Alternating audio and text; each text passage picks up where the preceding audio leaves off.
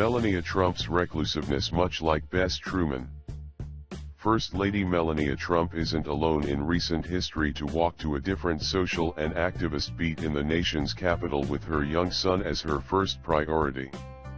For a similar reason, Elizabeth Virginia Wallace Truman, better known as First Lady Bess Truman, spent most of her White House years at home in Independence, MO.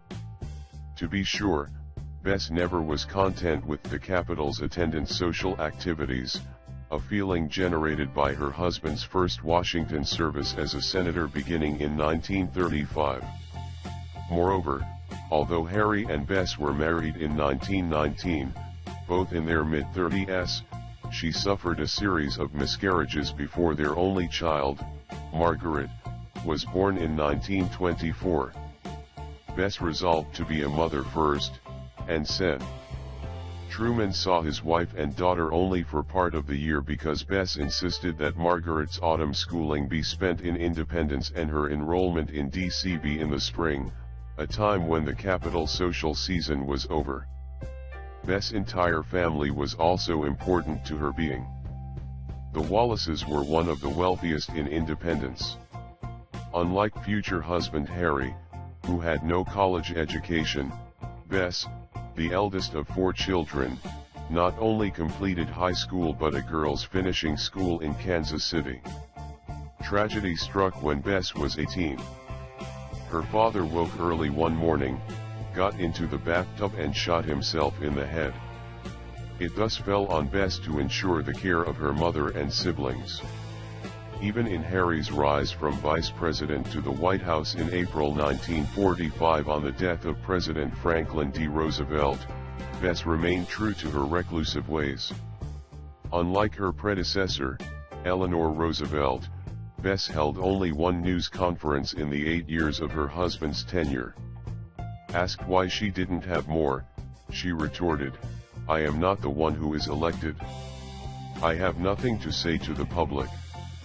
Although Bess set a record for being absent in the White House, she was active when in Washington in working behalf of the March of Dimes, American Red Cross, the Girl Scouts and Animal Rescue League, to name but a few groups.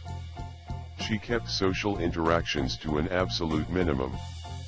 When in 1945 African American Rep. Adam Clayton Powell Jr.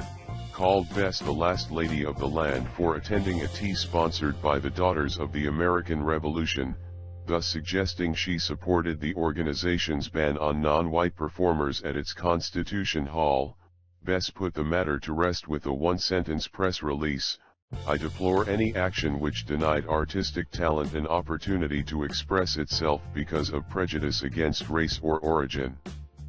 The most amazing aspect of the Bess-Harry relationship during his presidency is that they communicated by letters during her lengthy stays in Independence. The missives were eagerly anticipated, cherished, and many saved for posterity. "Your letters of June 10 and 11 arrived on time," Harry wrote on June 13, 1946. "You can address them as you like, but none of my family letters are opened by anyone but me." The letters sometimes bordered on downright silliness. "Well, I just returned from my morning walk," Harry wrote on June 10, 1946. "Looked to see if you were up. You were apparently, because the bed was all made up.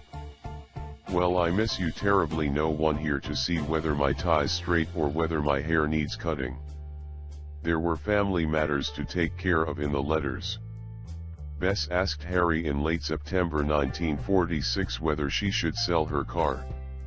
He advised that she should, but only if she should get a good price. They even joked about the eerie sounds in the White House that Harry heard late at night. "You and Margie better come back and protect me before some of these ghosts carry me off." Bess was thrilled when her husband's term of office came to an end in 1953 and when their home in Independence became their only abode. Life for Bess was paradise.